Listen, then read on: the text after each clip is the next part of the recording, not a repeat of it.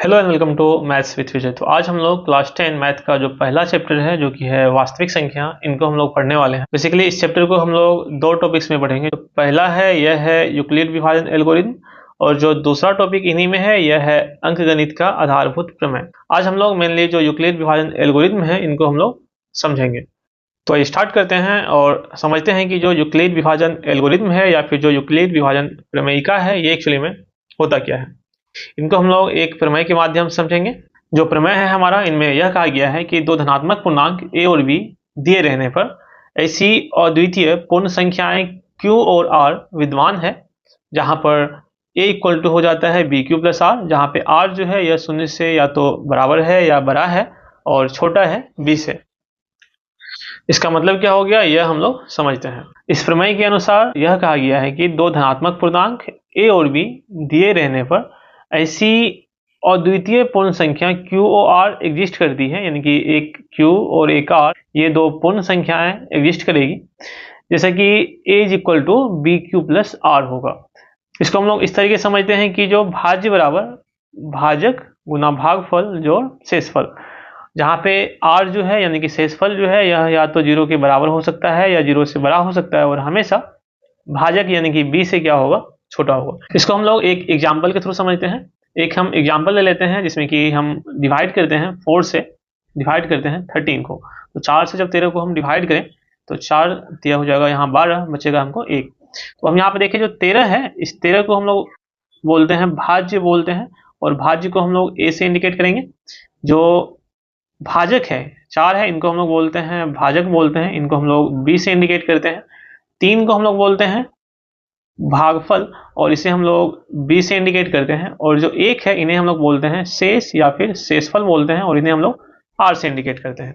तो इस केस में अगर देखें यहाँ पे जो 13 है, 13 को हम लोग लिख सकते हैं 13 बराबर 4 गुना 3 प्लस 1, यानी कि ये जो कंडीशन हम यहाँ पे देख रहे हैं कि 13 को लिखा जा रहा है 4 गुना 3 जोड़ 1, इन्हीं को हम लोग a b और q के रूप में अगर लिखें तो ये यहाँ से हो जाएगा a is equal to B Q plus R, A is equal to B Q plus R, जहाँ पे r जो है यह हमेशा या तो 0 के बड़ा आएगा, यह 0 के बराबर आएगा या 0 से बड़ा आएगा, और हमेशा यह छोटा रहेगा किन से, इस केस में 4 से, जो कि यहाँ पे b है।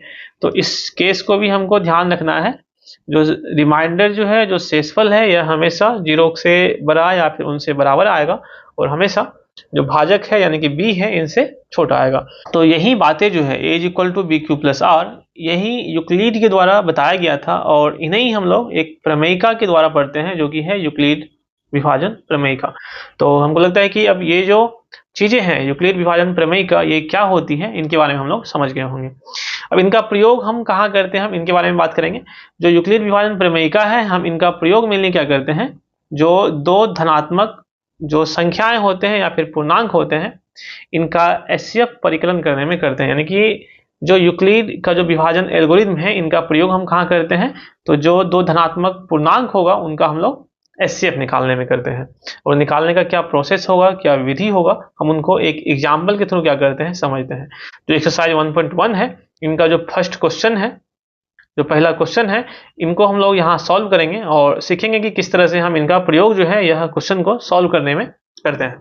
तो जो फर्स्ट क्वेश्चन यहाँ पे दिया गया है, इसमें यह कहा जा रहा है कि निम्नलिखित संख्याओं का एचसीएफ ज्ञात करने के लिए यूक्लिड विभाजन एल्गोरिथम का प्रयोग कीजिए। तो यहाँ पे हमको एक क्वेश्चन सॉल्व करेंगे हम लोग, यहाँ पे 135 और 225 को, इनका हम लोग एचसीएफ निकालेंगे, और एचसीएफ निकालने में हम लोग प्रयोग करेंगे यूक्लिड विभाजन एल्गोरिथम का। एल्गोरिथम और प्रमेयिका ये दोनों जो चीजें हैं यह लगभग एक ही चीज है। एल्गोरिथम जो है यह प्रमेयिका से मिलकर के ही बना हुआ है, यानी कि यूक्लिड विभाजन जो एल्गोरिथम है यह यूक्लिड विभाजन प्रमेयिका से ही मिलकर के क्या हुआ है, बना हुआ है। तो हम लोग इन दोनों में से कोई भी चीज अगर यूज करें, एल्गोरिथम या प्रमेयिका, तो इनमें हमको कंफ्यूजन नहीं करना है, हम इन दोनों चीजों में से किसी भी चीज को लिख सकते हैं। तो इसको हम लोग स्टेप वाइज स्टेप तरीके से करेंगे। तो जो पहला जो स्टेप है यानी कि स्टेप 1, इनमें क्या करेंगे हम लोग, यहाँ देखते हैं कि 225 और 135 में संख्या कौन सी छोटी आ रही है या फिर कौन सी बड़ी आ रही है। तो यहाँ अगर हम लोग देखें जो 225 है यह बड़ा है किनसे, तो 135 से, इसलिए यहाँ पे अगर हम बात करें यूक्लिड विभाजन प्रमेयिका की या फिर एल्गोरिथम की, तो इनसे क्या हो जाएगा, इनको हम लोग क्या कर सकते हैं, a is equal to B Q, इनको हम लोग a is equal to B Q plus R के रूप में लिख सकते हैं। तो इनको लिखने के लिए अगर हम देखें यहाँ पे 135 से जब हम लोग डिवाइड करते हैं 225 को, तो यह 1 टाइम लग जाएगा 135, और यहाँ पे माइनस करने के बाद बचेगा 90। तो यहाँ पे a जो है इक्वल टू हो जाएगा बी क्यू प्लस आर, यानी कि इस केस में हम लोग लिख सकते हैं 225 को 135 गुना 1 प्लस 90, यानी कि हम इन्हीं चीज को क्या करेंगे, यूक्लिड विभाजन प्रमेयिका के द्वारा हम लोग यहाँ पे लिखेंगे। तो यहाँ से हो जाएगा 225 इक्वल टू हो जाएगा 135 गुना 1 प्लस 90। तो जो हमारा यह पहला स्टेप था यह अब कंप्लीट हो चुका है, लेकिन इस पहले स्टेप में हम लोग देख रहे हैं कि जो यहाँ पे रिमाइंडर है यह 90 के बराबर आ रहा है, यह शून्य नहीं हो रहा है। तो हमको यह स्टेप तब तक करते चलेंगे जब तक कि जो हमारा रिमाइंडर है, जो शेषफल है, यह शून्य के बराबर में नहीं आ जाए। तो अब यहाँ स्टार्ट होगा स्टेप नंबर 2। तो जो स्टेप 2 है, यानी कि जो चरण 2 है, तो इनमें हम लोग क्या करेंगे, अब 135 को a मानेंगे और 90 को हम लोग b मानेंगे, और again a is equal to B Q plus R वाली जो बातें हैं यूक्लिड विभाजन प्रमेयिका की, उनको हम लोग यहाँ अप्लाई करेंगे। तो यहाँ पे 135 जो है अगेन यह ग्रेटर देन हो जाएगा, बड़ा हो जाएगा 90 के, इसलिए अगेन यहाँ पे अगर हम बात करें यूक्लिड विभाजन प्रमेयिका से, तो अगेन यूक्लिड विभाजन प्रमेयिका से यहाँ पे क्या हो जाएगा, 135 को हम लोग लिख पाएंगे 90 गुना 1 प्लस 45, यानी कि 90 एक 90 और 45 इसमें हम लोग ऐड करें तो यह हो जाएगा 135। अगेन हम लोग यहाँ पे देखें तो जो शेषफल है, रिमाइंडर है, यह 45 आ रहा है। अगेन ये अभी भी 0 के बराबर नहीं हुआ है, तो हम लोग अगेन नेक्स्ट स्टेप में बढ़ेंगे, आगे बढ़ेंगे और इनको फर्दर जो है यह सॉल्व करेंगे। तो अब हमारा यहाँ पे स्टार्ट होगा स्टेप 3, जो हमारा स्टेप 3 है। इनमें अगर हम लोग बात करें तो इनमें अगेन हम लोग 90 को a मान लेंगे और 45 को हम लोग b मानेंगे, और again a is equal to B Q plus R वाला जो फॉर्मूला है हम इनको यहाँ पे अप्लाई करेंगे। यहाँ से जो 90 है यह अगेन ग्रेटर देन हो जाएगा 45 के, 45 के, और इस केस में अगेन हम लोग बात करेंगे यूक्लिड विभाजन प्रमेयिका। अगेन यूक्लिड विभाजन प्रमेयिका से 90 को लिख पाएंगे, 90 इज इक्वल टू 45 गुना 2 प्लस 0, यानी कि इस केस में अगर हम देखें तो जो हमारा रिमाइंडर है यानी कि शेषफल है यह आ चुका है अब 0 के बराबर, और जैसे ही यह शून्य के बराबर आ जाएगा तो जो हमारा यह प्रोसेस था डिवाइड करने का, यूक्लिड विभाजन प्रमेय का उपयोग करने का, यह अब इंड हो जाएगा, और हमारा जो HCF है यह बाहर निकल के आ जाएगा, और HCF इनका कितना हो जाएगा, यह 45 हो जाएगा, यही हमारा हो जाएगा HCF। अब यहाँ पे अगर देखें, यहाँ जो रिमाइंडर है यानी कि जो R है इज इक्वल टू आ गया है 0, इसलिए इनका जो HCF है, HCF किनका हम लोग निकाल रहे थे, तो 225 और 135 का यह कितने के बराबर आ जाएगा, तो यह हो जाएगा 45 के बराबर, 90 के बराबर। तो यही हमको यहाँ पे निकालना था, इनका HCF को फाइंड आउट करना था। तो जो हमारा क्वेश्चन है यहाँ पे यह सॉल्व हो जाएगा।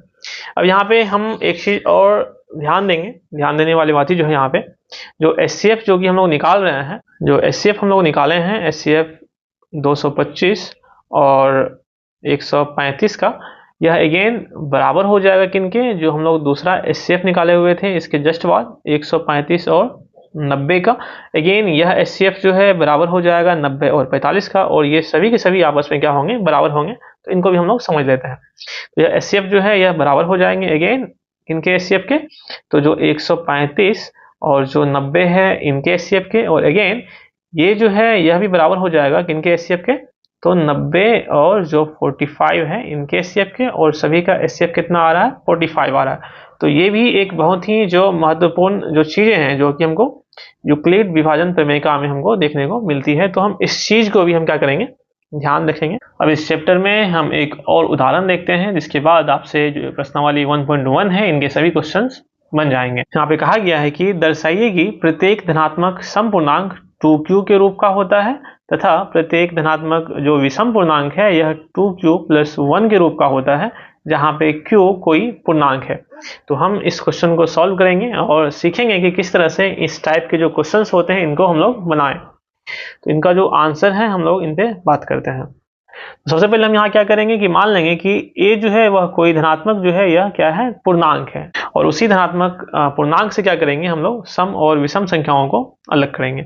तो हम यहाँ पे क्या करते हैं, सबसे पहले मान लेते हैं, माना कि जो a कोई धनात्मक पूर्णांक है तथा जो b है इनका मान हम लोग कितना मान लेते हैं, 2 मान लेते हैं, b इक्वल टू 2 है। तो b इक्वल टू 2 हम क्यों माने हैं, हम इन पे भी बात करते हैं, क्योंकि यहाँ जो हमको सिद्ध करना है या दिखाना है यह 2q के फॉर्म का आ रहा है। अगेन यहाँ पे भी 2q के फॉर्म का आ रहा है। इसका मतलब यह हो गया कि जो 2 है यहाँ पे यह किनका काम कर रहा है, वह भाजक का काम कर रहा है, यानी कि a इक्वल टू अगर हम देखें तो bq प्लस r जो होता है, तो जो एक संख्या जो कि हमेशा स्टेबल होता है ये क्या होता है, b होता है। तो जो 2 है यहाँ पे दोनों में सेम ही आ रहा है, तो हम 2 को क्या करते हैं, हम लोग यहाँ b मान लेते हैं। अब यहाँ से अगर देखें तो ऑलरेडी हमको दिया हुआ है क्वेश्चन में ही कि जो है q कोई पूर्णांक, और हमको क्वेश्चन में ही जो है दिया हुआ है कि q कोई पूर्णांक है। पूर्णांक होगा इसका मतलब हो गया यह धनात्मक, ऋणात्मक और शून्य जो है ये हो सकती है। तब अगर हम देखें यहाँ पे जो यूक्लिड विभाजन एल्गोरिथम का प्रयोग करें, तो यूक्लिड विभाजन एल्गोरिथम से अगर हम इनसे देखें तो a जो है अगर हम इनका प्रयोग करेंगे तब जो a है ये इज इक्वल टू हो जाएगा बी क्यू प्लस आर के रूप में हो जाएगा, और यही a is equal to B Q plus जो r है इनको जब हम लोग यूक्लिड विभाजन प्रमेय से अगर हम लोग इस केस में यूज करें, राइट, जब हम लोग a को धनात्मक पूर्णांक माने हैं और b को 2 माने हैं, तो इस केस में क्या हो जाएगा, जो a है, तो इस केस में जो a है ये इज इक्वल टू हो जाएगा 2q प्लस r के फॉर्म का आ जाएगा, जहां पे राइट, जहां पे जो है r इज इक्वल टू या तो 0 होगा और या फिर r इज इक्वल टू क्या होगा, यह 1 होगा। तो यह r 0 और 1 क्यों हो रहा है हम पहले इन पे भी बात कर लेंगे।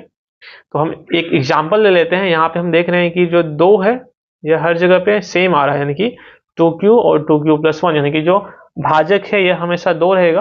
तो जब कभी भी हम लोग 2 से किसी भी संख्या को डिवाइड करें, भाग करें, जैसे हम लोग 2 से डिवाइड करें 4 को, तो 2 बार में यह जब 4 कट जाएगा तो शेषफल क्या बचना है, यहाँ पे 0 बचना है। अगर सम संख्या आएगा तो शेषफल क्या हो जाएगा, यहाँ पे 0। एंड अगेन हम 2 से भाग करें किसी विषम संख्या को, तो यहाँ पे जो शेषफल है यह हो जाएगा 5। या फिर हम 2 से किसी भी संख्या को डिवाइड करें, 2 से हम लोग 15 20 किसी को भी डिवाइड करें, तो हमेशा या तो शेषफल में 0 आना है या फिर कितना आना है, 1 आना है। तो हमको हमेशा यहाँ पे ध्यान रखना है। तो इसी प्रकार से यहाँ पे जो r है रिमाइंडर है, जब हम लोग चूंकि 2 से डिवाइड कर रहे हैं तो r या तो 0 आएगा या फिर r कितना आएगा, यहाँ पे 1 आएगा। तो यही जो चीजें हैं हमको ध्यान रखनी है इसमें। तो जब 1 है, क्यों, तो क्योंकि जो r है यह हमेशा क्या होगा, 0 से या तो बड़ा होगा या फिर बराबर होगा, और हमेशा क्या होगा, 2 से क्या होगा इस केस में छोटा होगा, क्योंकि यहाँ पे q का जो वैल्यू है यह कितने के बराबर में है, यह 2 के बराबर में है। इसलिए यहाँ पे जब a का मान जो है यह हो जाएगा 2q प्लस 0, या फिर हम इन्हीं को बोल सकते हैं a का मान जब आएगा 2q, यानी कि जो शेषफल है यह हो जाएगा 0। तो इस केस में जो है यह क्या हो जाएगा, a जो है यह एक समपूर्णांक होगा, समपूर्णांक है, तथा जो a का मान है ये कितने के बराबर हो जाएगा, 2q प्लस 1 के बराबर। जब r का मान जो है ये कितने के बराबर हो जाएगा, यह 1 के बराबर हो जाएगा। तो इस केस में जो a हो जाएगा यह क्या होगा, एक विषम पूर्णांक है। और यही हमको इस क्वेश्चन में जो है हमको दिखाना था, जो कि हम लोग दिखा चुके हैं।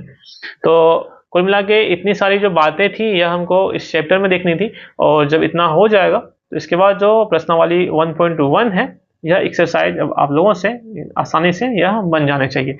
जो नेक्स्ट जो हमारा टॉपिक है इनमें हम लोग देखेंगे अंकगणित का जो आधारभूत प्रमेय है, इनके बारे में बात करेंगे। इस वीडियो में इतना ही। Till then keep reading, keep writing and keep learning. Thank you.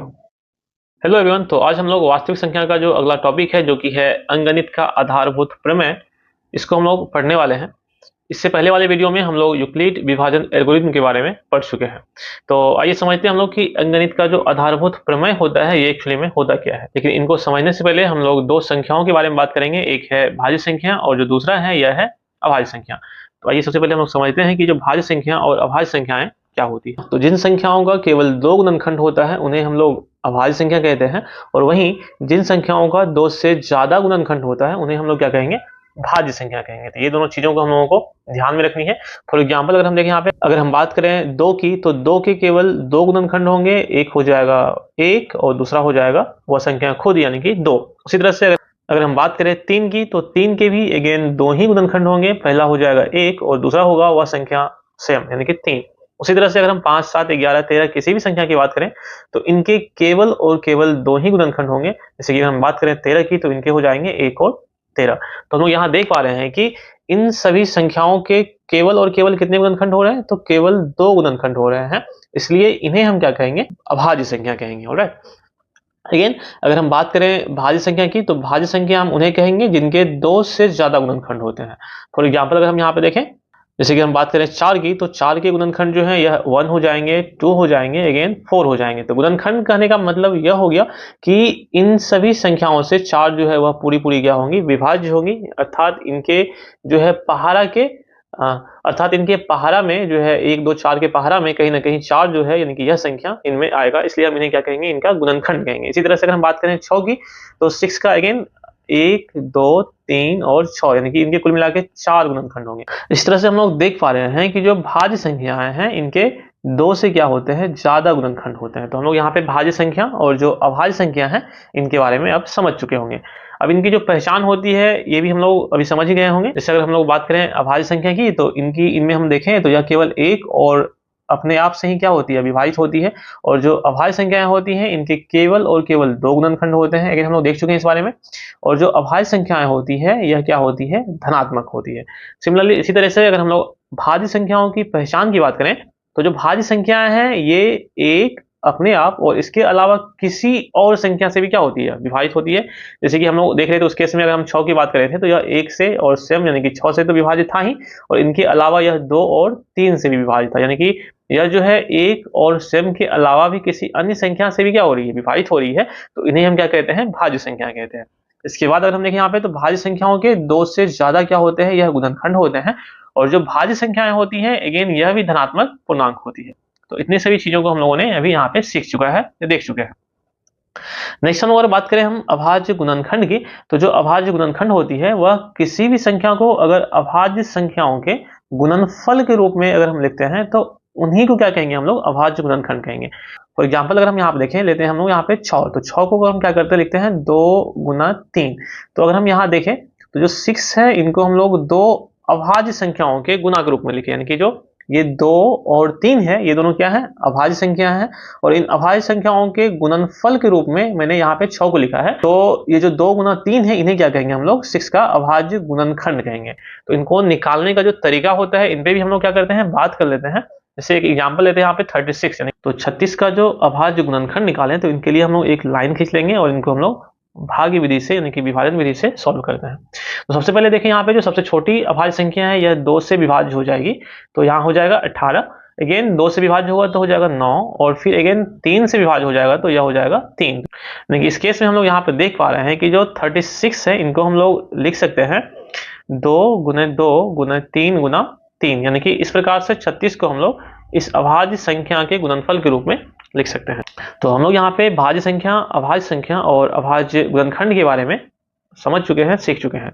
Next हम लोग आगे बढ़ते हैं और जो आते हैं, जो हमारा मेन टॉपिक है ये है अंकगणित का आधारभूत प्रमेय। अब हम लोग इन्हें समझते हैं। तो इनके बारे में हम लोग यह कह सकते हैं कि प्रत्येक जो भाज्य संख्याएं हैं यानी कि जिनके 2 से ज्यादा जो है गुणनखंड होते हैं को अभाज्य संख्याओं के एक गुणनफल के रूप में हम लोग गुणनखंडित कर सकते हैं या फिर लिख सकते हैं। और यह जो गुणनखंड होता है यह अभाज्य गुणनखंड के आने वाले जो क्रम होते हैं इनको अगर हम लोग इग्नोर करके चले तो यह क्या होता है, हमेशा अद्वितीय होता है। इनको हम लोग एक एग्जाम्पल के थ्रू क्या करते हैं, समझते हैं। जैसे हम लोग यहाँ पे एक एग्जाम्पल लेते हैं 30 का, तो 30 को हम लोग लिख सकते हैं, इनका अगर हम अभाज्य गुणनखंड करें तो यह हो जाएगा 2 गुना 3 गुना 5, तो यह हो जाएगा इनका एक अभाज्य गुणनखंड। अगेन हम 30 को इस तरीके से भी लिख सकते हैं कि 3 गुना 2 गुना 5। अगेन हम 30 को वापस से लिख सकते हैं 5 गुना 3 गुना 2। तो इस तरीके से अगर हम देखें यहाँ पे जो 30 है इनका ये सभी के सभी क्या है, अभाज्य गुणनखंड है। और इन सभी अभाज्य गुणनखंडों में इनका जो क्रम है ये क्या है, सब में अलग अलग आ रहा है। यानी कि हम देख रहे हैं यहाँ पे 2 पहले था, अब 2 बीच में आ गया है, और अब 2 यहाँ पे लास्ट में आ गया है। यानी कि अगर इस तरह से अगर हम लोग इनके क्रम को इग्नोर कर दें, यानी कि इनका जो सीरीज है, जो क्रम है, इनको हम लोग इग्नोर कर दें, तो जो अभाज्य गुणनखंड है वह हमेशा क्या होता है, एक ही होता है, यानी कि अद्वितीय होता है, यूनिक होता है। और ये सभी के सभी जो है यह 30 का ही अभाज्य गुणनखंड है। यही यहाँ पे बताया गया है। प्रत्येक जो भाज्य संख्याएं होती हैं, इनमें जो अभाज्य संख्याओं का जो एक गुणनफल है, यानी कि जो गुणनखंड है, इनके रूप में जो हम लोग व्यक्त करते हैं, तो यह गुणनखंड क्या होता है, अद्वितीय होता है। कब अद्वितीय होता है, जब इनके हम लोग क्रम को क्या करते हैं, इग्नोर कर देते हैं। ऑलराइट, यानी कि जो इनका क्रम होता है, इनको हम लोग इग्नोर करके चलते हैं कि क्रम में कहीं पे भी हम लोग इनके गुणनखंड में जो संख्याएं आ रही हैं उनको हम लोग लिख सकें। तो जो अंकगणित का जो आधारभूत प्रमेय है, इनमें यही चीजें जो है वह कही गई है।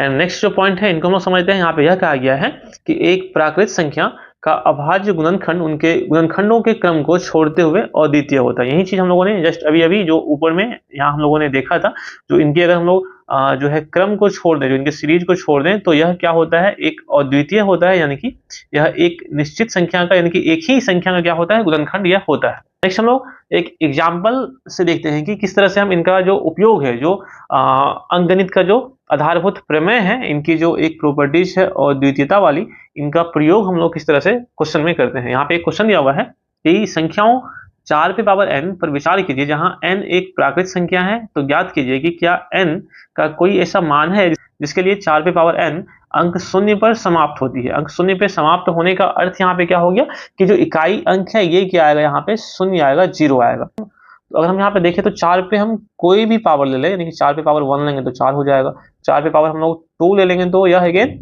16 हो जाएगा। 4 पे पावर हम लोग 3 लेते हैं तो 64 हो जाएगा। तो हर एक केस में देख रहे हैं कि यहाँ पे 4, 6 या इस तरह की संख्याएं आ रही हैं, और शून्य हमको कभी भी यह इकाई अंक पे देखने को नहीं मिलेगा। तो यही हमको यहाँ पे सिद्ध करना है कि क्या इनमें जो है यह शून्य पे समाप्त होती है या नहीं है। तो इनको हम लोग समझते हैं कि किस तरह से इस प्रकार का जो क्वेश्चन आएगा, इनको हम लोग सॉल्व करेंगे।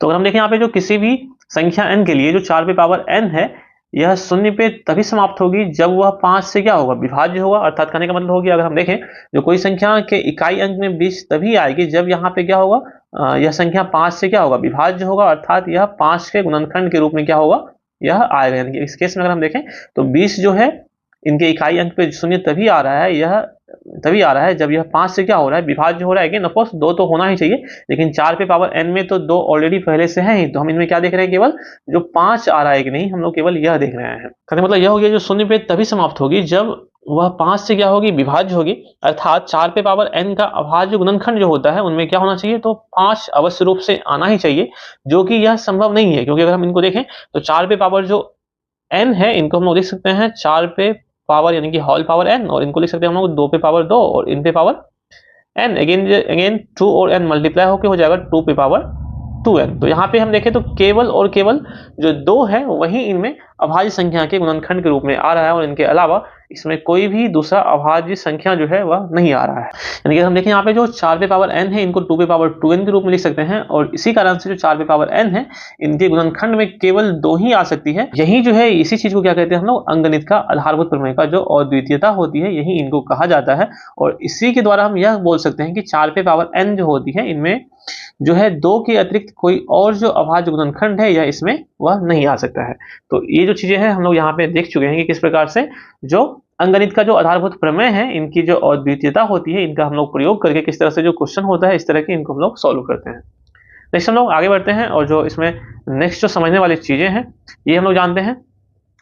जो किसी भी 2 धनात्मक पूर्णांक, अगर हम a और b की बात करें, इनके लिए जो HCF होता है और जो LCM होता है, इनमें एक विशेष प्रकार का रिलेशन होता है। वो क्या होता है, तो हम यहाँ पे देखें कि पहला संख्या अगर a है और दूसरा संख्या b है, तो इनमें क्या होता है, जो पहला संख्या गुना दूसरा संख्या इक्वल टू हो जाता है इसी दोनों संख्या का जो है LCM और गुना HCF। यानी कि यह एक बहुत ही महत्वपूर्ण जो है, यह एक इंपॉर्टेंट जो हम बोल सकते हैं चीजें हैं, बातें हैं, इनको हमको ध्यान में रखनी है कि किन्हीं भी 2 पूर्णांक a और b के लिए क्या होगा कि उन दोनों का जो HCF है और उनका जो LCM है, इन दोनों को जब आपस में हम लोग गुना करते हैं तो उनका जो मान है वह उन दोनों संख्याओं यानी कि a और b के गुणनफल के रूप में ही वह आ जाता है। तो इनको हम क्या करते हैं, इनको भी एक एग्जाम्पल के थ्रू क्या करते हैं, हम लोग समझ लेते हैं। अगर देखें यहाँ पे जो अभाज्य गुणनखंड विधि है, तो अभाज्य गुणनखंड विधि क्या होता है हम इनके बारे में जान चुके हैं कि अभाज्य संख्या के गुणनफल के बारे में इस तरह से लिखते हैं, एग्जाम्पल भी हम लोग समझ चुके हैं।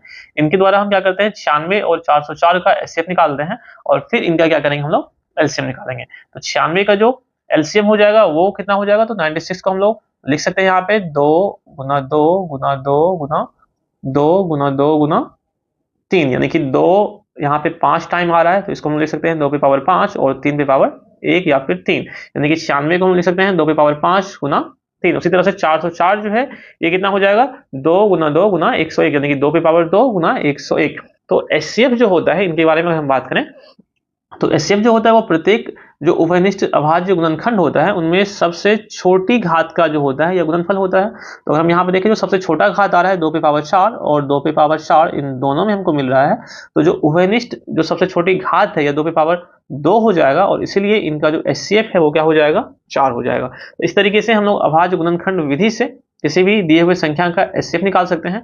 और जब एचसीएफ निकालेंगे तो अगेन जो हम लोग फॉर्मूला या फिर जो हम लोग सामने में अभी हम लोग पढ़ चुके हैं कि एचसीएफ गुना एलसीएम इक्वल टू ए गुना बी हो जाता है। तो लेकिन उसी प्रकार से हम लोग इनका एलसीएम निकालते हैं तो ये क्या हो जाएगा दोनों संख्याओं का योगफल, यानी कि 96 गुना 404, और इनको जब डिवाइड कर देंगे हम इनके जो एचसीएफ आ रहे हैं जो कि 4 है इनसे हम डिवाइड करें तो अगेन जो इनका एचसीएफ है ये निकल जाएगा हमको 9696।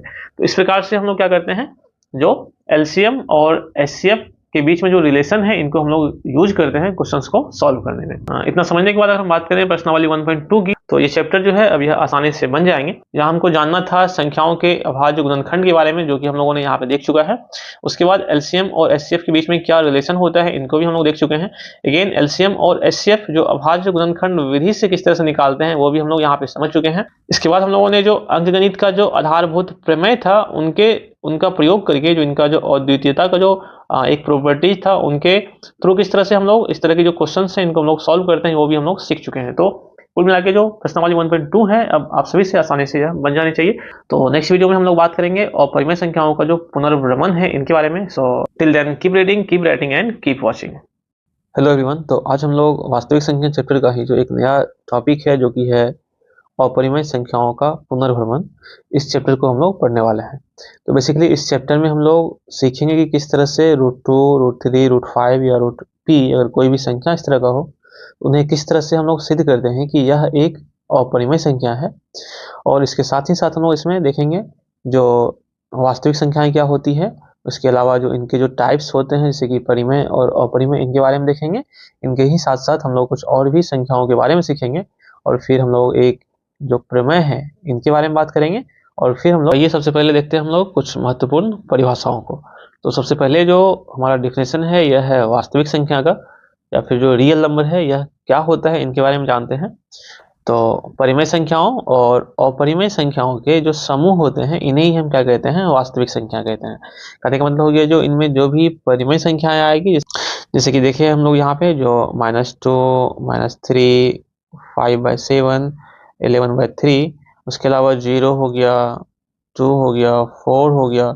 इसके अलावा जो अपरिमेय संख्याएं जैसे कि √2, √3, √4 या √5 इस तरह की जो संख्याएं हैं ये सभी की सभी संख्याएं क्या हो जाएंगी, ये सभी की सभी वास्तविक संख्याएं कहलाएगी। तो नेक्स्ट हम लोग इसके टाइप के बारे में बात करते हैं। जो पहला है यह है परिमेय संख्या यानी कि रैशनल नंबर। तो बेसिकली यह क्या होता है, तो एक परिमेय संख्या को ऐसी संख्या के रूप में हम परिभाषित करते हैं जो कि p/q के रूप में होता है, या इसे हम लोग इस रूप में व्यक्त कर सकते हैं जहाँ पे p और q दोनों क्या होते हैं पूर्णांक होते हैं और यहाँ पे q जो है यह शून्य के बराबर नहीं होता है। यहाँ पे हमको ध्यान रखना है कि जो अगर किसी संख्या को हम लोग p/q के फॉर्म में लिख पाते हैं, जैसे कि फॉर एग्जाम्पल अगर हम बात करें 2/3 की, तो यहाँ हम लोग देख पा रहे होंगे कि 2 जो है इनको हम लोग p बोल सकते हैं और 3 को हम लोग q बोल सकते हैं।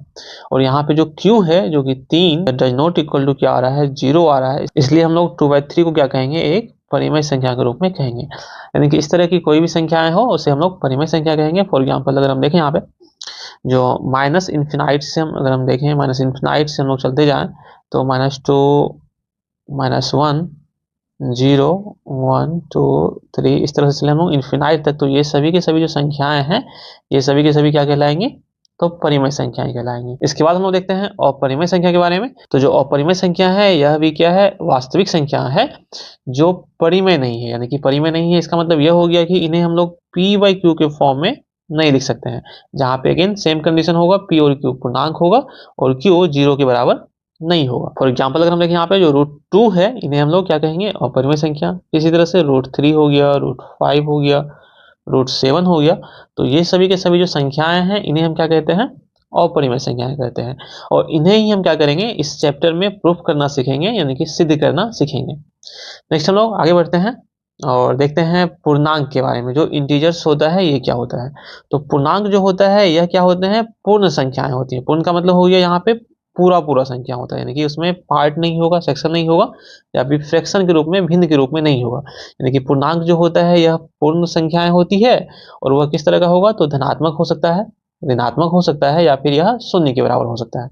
अगर हम यहाँ पे देखें तो जो अगेन -3 की बात करें, -4 की बात करें, -11 की बात करें, इसी तरह से 0, 1, 15, 100, तो ये सभी की सभी जो संख्याएं हैं ये क्या हो जाएंगी, यह इंटीजर्स यानी कि जो है पूर्णांक कहलाएगी, क्योंकि यह जो है धनात्मक है। और राइट हम यहाँ पे देख पा रहे होंगे कि ये सभी की सभी संख्याएं जो है इधर धनात्मक आ रही है और इधर जो है यह ऋणात्मक है और शून्य भी है। तो इस तरह की जो संख्याएं हैं इन्हें हम क्या कहते हैं, इंटीजर्स यानी कि पूर्णांक कहते हैं। नेक्स्ट यहाँ पे हम लोग बात करते हैं भिन्न के बारे में। तो जो फ्रैक्शन है यानी कि जो भिन्न है, भिन्न एक संख्या है जो किसी पूर्ण संख्या या फिर हम बोल सकते हैं किसी वस्तु का एक भाग को दिखाएगा। कहने का मतलब हो गया, जो अगर कोई संख्या है उनके अगर हम एक भाग की बात करें, एक हिस्से की बात करें, या फिर किसी एक वस्तु के हिस्से की बात करें, तो यही क्या कहलाता है, फ्रैक्शन यानी कि भिन्न कहलाता है। फॉर एग्जाम्पल हम देखें यहाँ पे 1/2, अगर हम बात करें 1/2 की, तो यहाँ पे 1/2 जो है यह क्या कर रहा है, जो एक संख्या जो कि 1 है, इनके जो फ्रैक्शन यानी कि जो आधा भाग है 2, इनको बता रहा है, यानी कि 1/2 को बता रहा है। तो यह क्या हो जाएगा, एक प्रकार से एक भिन्न हो जाएगा। उसी तरह से 5/12 हो गया, 7/8 हो गया, ये सभी के सभी क्या कहलाएंगे आपस में, यह भिन्न कहलाएंगे।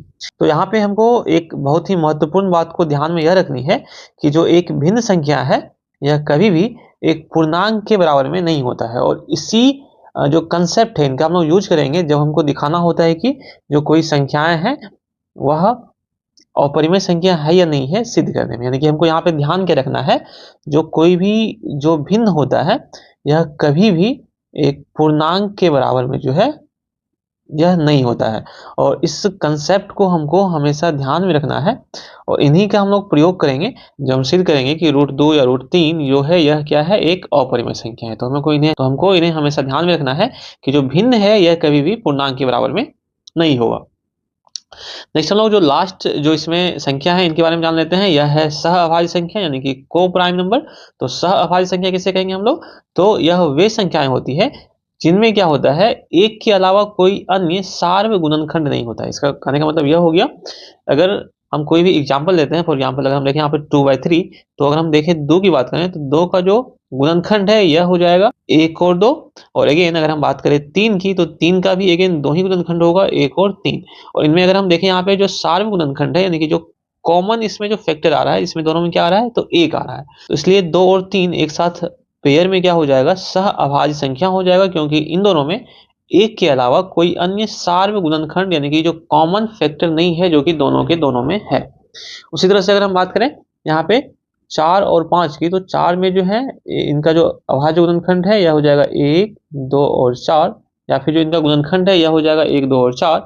लेकिन हम बात करें 5 की, तो 5 का जो गुणनखंड है यह हो जाएगा 1 और 5। तो इनमें जब हम बात करेंगे कॉमन फैक्टर की यानी कि जो सार्व गुणनखंड है इनकी, तो यह क्या हो रहा है, यहाँ पे अगेन 1 ही आ रहा है और इसके अलावा कोई अन्य दूसरा गुणनखंड इसमें कॉमन नहीं आ रहा है। इसलिए इन्हें क्या कहेंगे हम लोग, सह अभाज्य संख्या यानी कि को प्राइम नंबर कहेंगे। तो इतना सारा जो संख्या का जो परिभाषा था, डेफिनेशन था, यह हमको इस जो है चैप्टर में जानना था। अब हम लोग वापस आते हैं अपने टॉपिक पे और फर्दर जो है इनके जो मुख्य बिंदु हैं इनको हम लोग समझते हैं। इसमें हमको एक और जो इम्पोर्टेंट जो प्रमेय है यह हमको यह ध्यान रखनी है कि मान लीजिए कि p एक अभाज्य संख्या है और यदि p a² को विभाजित करती है तो p a को भी विभाजित करेगी, जहाँ पे a एक धनात्मक पूर्णांक है। इसका कहने का मतलब क्या हुआ, यह हम लोग समझते हैं। यहाँ पे यह कहा जा रहा है कि p एक अभाज्य संख्या है, तो हम लोग मान लेते हैं कि p = 3 आ रहा है और a² को अगर यह विभाजित करे तो हम लोग मान लेते हैं जो a² है इनका वैल्यू आ रहा है 36, यानी कि इसी को हम लोग बोल सकते हैं 6 का होल स्क्वायर। यानी कि यहाँ पे अगर हम देखें तो जो 3 है यह 36 को 36 को पूरा पूरा विभाजित कर रहा है। इसका मतलब यह हो गया जो अगर जब p a स्क्वायर को विभाजित करेगा, यानी कि p जो है 3 a स्क्वायर को विभाजित करेगा, इसका मतलब हो गया जो p जो है यह a को यानी कि जो 6 इनको भी विभाजित करेगा। यानी कि हम यहाँ पे यह बोल सकते हैं कि 3 यह क्या करेगा, 6 को भी विभाज्य करेगा। तो यही जो कंसेप्ट है हमको इस प्रमेय में सीखने को मिली है कि अगर कोई भी एक अभाज्य संख्या a स्क्वायर को विभाजित कर रहा है तो वह जो अभाज्य संख्या है यह a को भी क्या करेगा, विभाज्य करेगा। यही इस जो प्रमेय में हम लोग सीखे हैं। अब इसका प्रयोग कहाँ होता है, तो इनका यूज हम लोग करते हैं कहाँ पे, जब हमको सिद्ध करना हो कि √2, √3, √5 ये सभी के सभी क्या है, एक अपरिमेय संख्या है। लेकिन हम लोग इस मेथड से नहीं करेंगे बिकॉज यह थोड़ा सा एक लेंदी और एक जटिल प्रोसेस हो जाएगा। हम इनको और जो कुछ आसान तरीका है इनके थ्रू हम लोग क्या करेंगे, यहाँ पे सॉल्व करेंगे। तो हम लोग सीखते हैं यहाँ पे जो एक एग्जाम्पल लेकर के कि इनको हम लोग किस तरह से दिखाते हैं कि यह एक अपरिमेय संख्या है। तो जो हमारा जो फर्स्ट जो प्रमेय है इसमें यह दिया गया है कि √2 एक अपरिमेय संख्या है। तो इनको हम लोग सिद्ध किस तरह से करते हैं, हम लोग इनके बारे में बात करते हैं। जैसा कि हम लोग देख पा रहे थे कि जो वास्तविक संख्या है इनके दो प्रकार हैं, एक तो है परिमेय संख्या और एक है अपरिमेय संख्या। यानी कि जो संख्याएं परिमेय होती है वह अपरिमेय नहीं होती है और जो संख्याएं अपरिमेय होती है वह परिमेय नहीं होती है। तो हम इस क्वेश्चन को सिद्ध करने के लिए सबसे पहले √2 को क्या करेंगे, हम अपरिमेय के बदले में परिमेय संख्या मान लेंगे। और जब हम इनको सिद्ध करेंगे कि यह एक परिमेय संख्या है तो सबसे लास्ट में हमको एक विरोधाभास आएगा और उसी के द्वारा हम क्या करेंगे, यहाँ पे निष्कर्ष पे पहुंचेंगे कि यह परिमेय नहीं होकर के क्या है, एक अपरिमेय संख्या है। तो हम लोग इसको स्टेप बाय स्टेप सीखते हैं कि किस तरह से इनको हम लोग सिद्ध करेंगे। तो सबसे पहले हम लोग मान लेते हैं कि √2 जो है ये क्या है, एक परिमेय संख्या है। तो सबसे पहला जो काम है इसमें हम लोग यह किए हैं, जो सबसे पहले हम लोग मान लिए हैं कि √2 जो है ये क्या है, एक परिमेय संख्या है। पुनः हम लोग क्या करते हैं, वापस से दो संख्या लेते हैं, एक p और q, जहाँ पे जो q है यह 0 के बराबर में नहीं है। इस प्रकार इस तरह का दो पूर्णांक लेते हैं जो क्या है, अगेन सह अभाज्य भी है। और यह इस प्रकार से है कि जो √2 है यह इक्वल टू हो जाता है p/q। यानी कि हम यहाँ पे क्या किए हैं, जो √2 को हम परिमेय संख्या माने हैं, अगेन चूंकि परिमेय संख्या है तो यह p/q के फॉर्म में आ जाएगा। और p/q इस तरह का होगा कि यहाँ पे p और q दोनों के दोनों पूर्णांक हैं और पूर्णांक इस तरह के हैं तो यह सह अभाज्य है। यानी कि इन दोनों में एक के अलावा कोई अन्य कॉमन संख्या नहीं है, राइट। और यहाँ पे जो q है यह 0 के बराबर में नहीं है। तो इन सभी कंडीशन के साथ में हम क्या किए हैं, यहाँ पे p/q ले लिए हैं जो कि √2 के क्या आ रहा है, बराबर आ रहा है। अब हम क्या करते हैं, यहाँ पे नेक्स्ट स्टेप में क्या करते हैं, हम इनके दोनों तरफ से क्या करते हैं, वर्ग कर लेते हैं, स्क्वायर कर लेते हैं। इनसे होगा क्या, जो यह जो रूट वाली संख्या है यह वापस से बाहर निकल के क्या हो जाएगा, एक परिमेय संख्या हो जाएगा। यानी कि हम यहाँ पे जब दोनों तरफ से वर्ग करते हैं तो वर्ग करने के पश्चात से क्या हो जाएगा, जो यह √2 का स्क्वायर है यह इक्वल टू हो जाएगा p/q का होल स्क्वायर। और जब हम इनको वापस से फर्दर सॉल्व करेंगे तो जो 2 है, √2 का जो स्क्वायर है यह हो जाएगा 2 इज इक्वल टू हो जाएगा p का स्क्वायर अपॉन हो जाएगा q का स्क्वायर, यानी कि p² अपॉन q स्क्वायर। तो नेक्स्ट स्टेप में हम लोग क्या करते हैं, जो p²/q² है इनको हम लोग क्या करते हैं, पहले लिख लेते हैं और 2 को हम लोग इक्वल के उस साइड लिख लेते हैं। यानी कि हम लोग यहाँ से लिख सकते हैं कि p² upon q² is equal to कितना हो जाएगा, यहाँ पे 2 हो जाएगा। अब हम लोग q² को लिख सकते हैं q मल्टीप्लाई q, यानी कि यहाँ पे चूंकि 2 q आ रहा है तो इनमें से हम केवल एक q को क्या करते हैं, बराबर के इस साइड कर लेते हैं। तो अब यहाँ से जब हम इनको टपाएंगे तो क्या हो जाएगा, जो p² upon q is equal to हो जाएगा 2q, ऑलराइट। अब हम लोग यहाँ पे देखें तो p और q दोनों के दोनों क्या है, एक सह अभाज्य संख्या है। जैसा कि हम लोग यहाँ पे बात कर रहे थे, यह दोनों के दोनों सह अभाज्य है, यानी कि इनमें कोई भी संख्याएं कॉमन नहीं है एक के अलावा। तो चूंकि इनमें कोई अन्य संख्या कॉमन नहीं है तो यह किसके फॉर्म में आएगा, तो यह एक भिन्न के रूप में आ जाएगा। एंड अगेन हम बात करेंगे 2q की, तो 2q जो है चूंकि इसमें q एक पूर्णांक है और 2 यह एक अगेन यह भी पूर्णांक है, तो इनका जो मल्टीप्लाई है यह भी क्या हो जाएगा, गुना जो है यह भी एक पूर्णांक हो जाएगा। यानी कि हमको यहाँ पर देखने को क्या मिल रहा है, जो भिन्न जो है यह पूर्णांक के क्या हो रहा है, बराबर में आ रहा है। यानी कि हम लोग यहाँ से जब देखेंगे इनको तो जो भिन्न है यह पूर्णांक के बराबर में आ रहा है, जो कि संभव नहीं है। क्यों, क्योंकि जस्ट हम लोग इनसे पहले वाले जो डिफिनेशन में हम लोग देखे थे, यहाँ पे इससे पहले वाले हम लोग डिफिनेशन में हम लोग बात कर चुके थे कि जो भिन्न जो होता है, जो फ्रैक्शन होता है, यह कभी भी पूर्णांक के बराबर में जो है यह नहीं होता है। तो इसीलिए हम लोग जब यहाँ देखें भिन्न इक्वल टू पूर्णांक, यह संभव नहीं है। क्यों नहीं है, क्योंकि यह जो है हमारी गलत मान्यता, जो कि √2 जो है यह एक परिमेय संख्या है, इनके कारण प्राप्त हुआ है। जो हम लोग जो माने थे कि √2 एक परिमेय संख्या है, तो यह जो हमारी गलत मान्यता थी, इन्हीं के कारण हमको अब यहाँ पे क्या हो रहा है, जो एक अलग प्रकार का ही इक्वेशन मिल रहा है, जो कि भिन्न इक्वल टू पूर्णांक हो रहा है, जो कि यहाँ पे ऐसा संभव नहीं है। अतः यह हम निष्कर्ष निकालते हैं कि जो √2 है यह क्या है, यह एक अपरिमेय संख्या, यानी कि जो √2 है यह परिमेय नहीं होकर के यह क्या है, एक अपरिमेय संख्या है।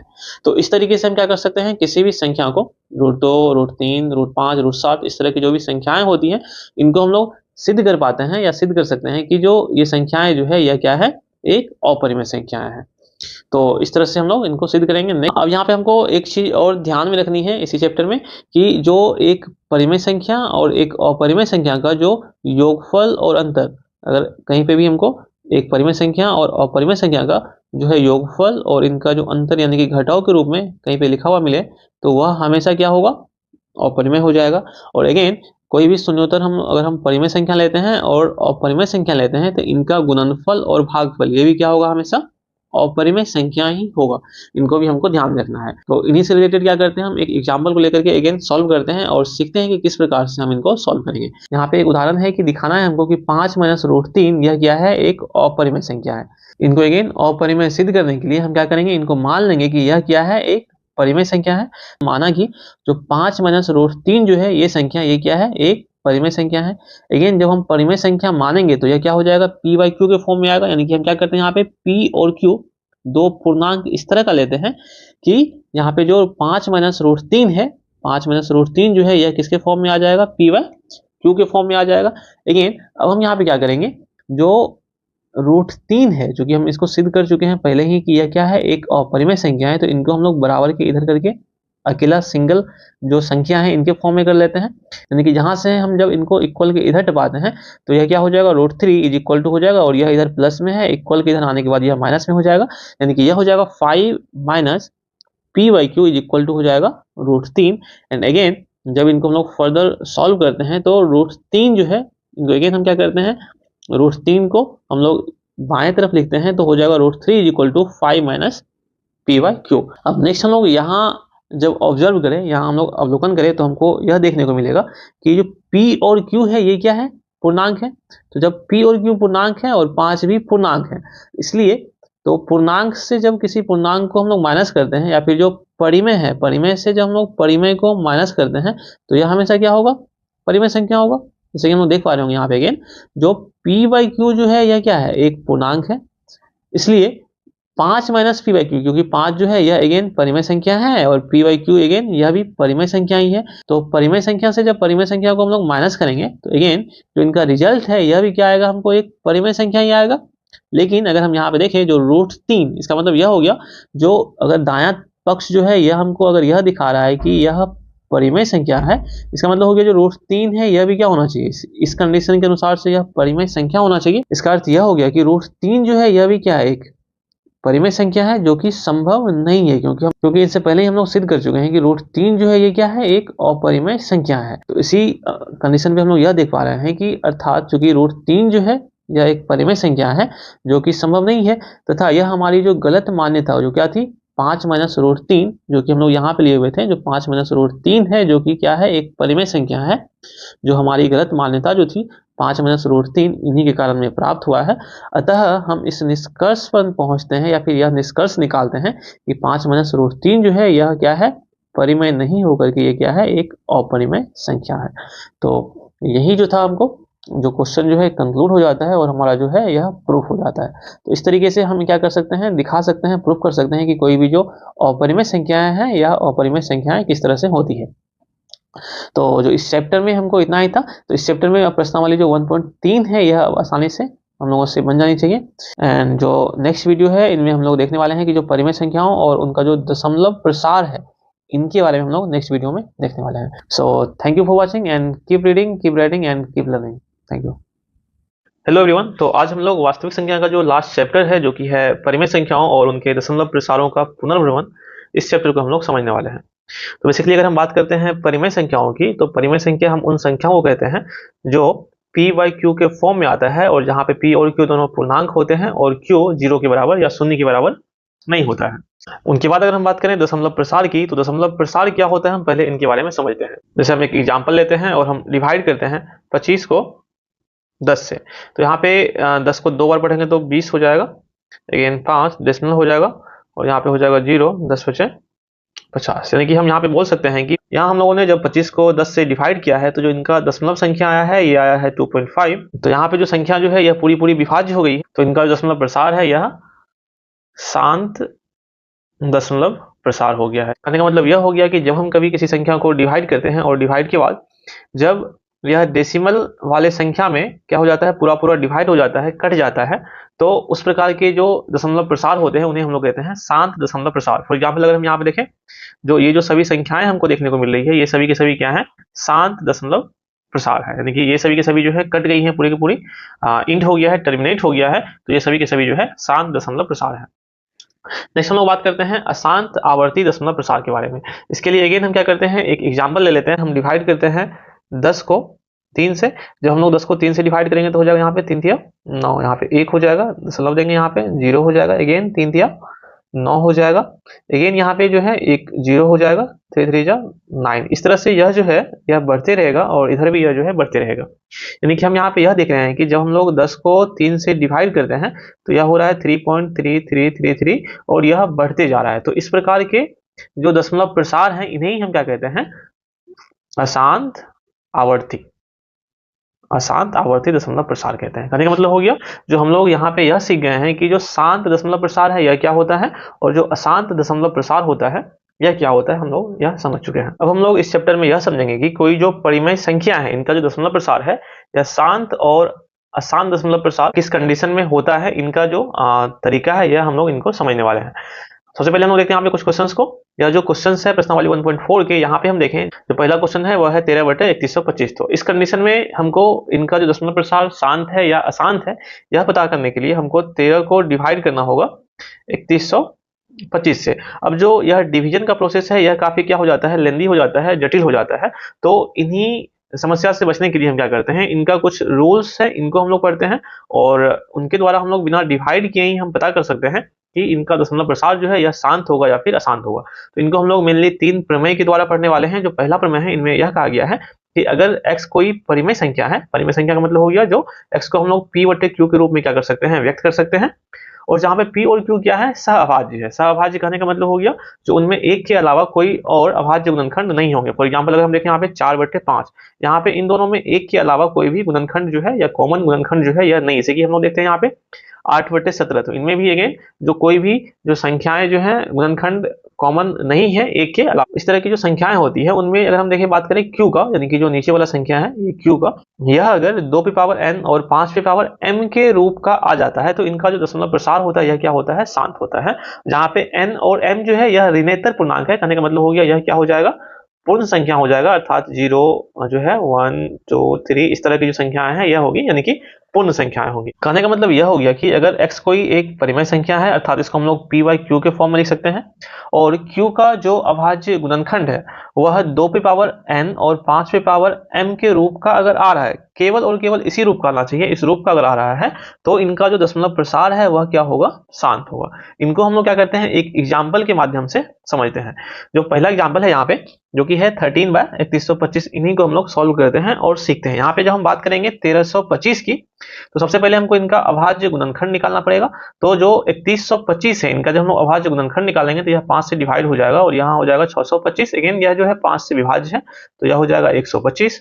अगेन जब 5 से विभाजित करेंगे तो हो जाएगा 25 और फिर अगर 5 से विभाजित करेंगे तो यह हो जाएगा 5। तो हम लोग यहाँ पे यह देख रहे हैं कि जो 3125 है इनको हम लोग 5 पे 1 2 3 4 5 यानी कि 5 पे पावर 5 के फॉर्म लिख सकते हैं। यहाँ से जब हम लोग इनको सॉल्व करें तो 13/3125 को हम लिख सकते हैं 13/5 पे पावर 5 लिख सकते हैं। यहाँ पे हम लोग यह देख पा रहे हैं जो इनका जो संख्या q है जो कि है 3125, इनको हम लोग 5 पे पावर 5 के फॉर्म में लिख पा रहे हैं। अर्थात हम यह कह सकते हैं यहाँ q जो है जो कि 3125 है इनको हम लोग 5 पे पावर m अर्थात 5 पे पावर 5 के रूप में जो है लिखा जा सकता है। और जब हम लोग इस फॉर्म में इनको लिख सकते हैं तो हम लोग यह कह सकते हैं जो 13/3125 है इनका जो दशमलव प्रसार है यह क्या होगा, यहाँ पे इस केस में जो है यह शांत दशमलव प्रसार हो जाएगा। नेक्स्ट हम लोग आगे बढ़ते हैं और जो दूसरा प्रमेय है इनके बारे में बात करते हैं। जो सेकंड प्रमेय है, प्रमेय 1.6, यह जो है जो इनसे पहले वाला जो प्रमेय था 1.5, इन्हीं का जस्ट रिवर्स है, उल्टा है। दोनों प्रमेय सेम ही है, लेकिन हम लोग समझ लेते हैं यह है क्या। तो यहाँ पे यह कहा गया है कि अगर कोई परिमेय संख्या x इक्वल टू p/q दिया हुआ है और इनका जो संख्या q है, p/q में जो संख्या q है जो है, अगर इनको हम लोग 2 पे पावर n और 5 पे पावर m के रूप में हम लोग लिख सकते हैं, जहाँ पे n और m जो है यह क्या होगा, पूर्ण संख्या होगा, यानी कि जो है यह ऋणात्मक पूर्णांक होगा, तब x का जो दशमलव प्रसार है यह क्या हो जाएगा, शांत हो जाएगा। तो सेम चीज जो हम लोगों ने प्रमेय 1.5 में पढ़ा था, वही चीज प्रमेय जो है 1.6 में दिया हुआ है। नेक्स्ट हम लोग जो अगला जो प्रमेय है इनका, जो लास्ट प्रमेय है, इनके बारे में बात करते हैं। तो प्रमेय 1.7 में कहा गया है कि अगर कोई परिमेय संख्या x इक्वल टू p/q है, यहाँ पे जो q का जो अभाज्य गुणनखंड है यह 2 पे पावर n और 5 पे पावर m के रूप में नहीं लिखा जा सकता, यानी कि एग्जैक्टली इस रूप में नहीं लिखा जाएगा, जहां पे n और m जो है अगेन क्या होगा, ऋणात्मक पूर्णांक होगा, अर्थात कहने का मतलब हो गया यह पूर्ण संख्या होगा।